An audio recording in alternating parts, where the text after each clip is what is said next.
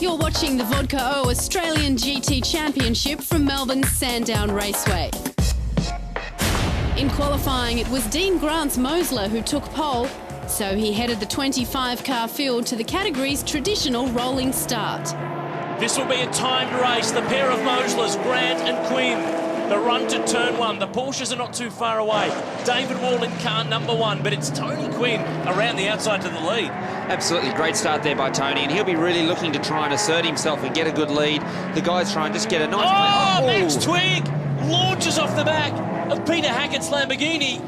That was crazy. That was huge. We need to see a replay to see what happened there. It looks like here we are. Down the inside. Wham! That's huge. Nothing but sky and then some ground. It looks like Max has got a run on Mark Eddy down there into turn two, but Hackett's on the brakes and Max just wasn't able to stop. After racing resumed, drivers started to get their cars into a rhythm.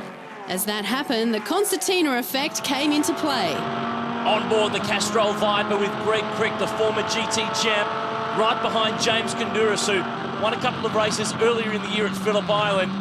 You've got to hear this Viper coming, don't you? Oh, absolutely. The roar of the Viper coming down. Obviously, Greg's trying to do everything he can to fill Kondouris' mirrors up, but James is a very, very smart competitor. He's seen it all before. Kondouris now having a lunge at Dean Grant in the Vodka O Mosler. Down the inside. This is a move. Grant turns in, though, and around goes Grant. Crick to the grass, Wall around the outside, and the pole man's facing in the wrong direction. Well, that's going to be an interesting one because it looked like James had a run down the inside there, and I just don't know if Dean saw him there and has turned across the front of him. And now Crick's got a run. The Viper's down the inside of the Porsche GT3 Cup S. But the Porsche's good under brakes, and Wall, who is trying to win his second championship in a row, is through. Disappointment for Dean Grant here in the pits. Problems with the car. Guys are going to change that right rear tyre, so disappointing day after his first pole in 10 years of motorsport. Mark Eddy had a few close calls making his way through the field. Eddy, former champ, ran the outside mark. That's a bit tight, but the Audi, the only one of its kind in the country, manages to pick up the spot. In these low-slung cars, the slightest mistake can be fatal. Onto the back straight, Quinn leads the way. Kondouris, Wall, Greg Crick really wide, out over the curb in the grass. Certainly not a good run onto the back straight, and you can see there is some fluid coming from the front left of that car, so problems potentially for this car. Coolant pouring out of the Viper. It's a result of bouncing off those curbs coming onto the back straight, so that's going to be a DNF for the Viper. Disappointing day for Greg Crick. Shane Smolin was slowly pegging back his rivals in the GT Challenge class. Making a move down the inside. Smolin's in the gap. The 997 Cup cars fighting it out at turn one. Already missing a headlight, but the weather's nice. He doesn't need it.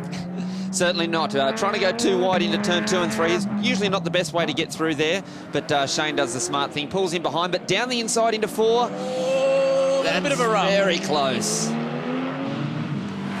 Now it's going to be a case of who gets the run down the back straight. The interesting thing will be is obviously Shane will be on the left side down the end of the back straight, so can he maybe get him under brakes? And you thought the fight in championship category was great. In GT Challenge, it's just as strong.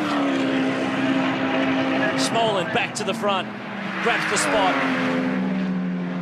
In the production class, Paul Freestone's Corvette and Mark O'Connor's Lotus were showing up some of their more fancied rivals. This is quite a stunning performance from the two GT production contenders.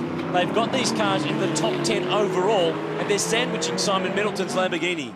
Well, it's not something you would normally expect to see. The little Lotus monstering the back of the Lamborghini, and talk about monstering, he's actually going by him. Must be a drama with the Gallardo and the gear shift down the back straight.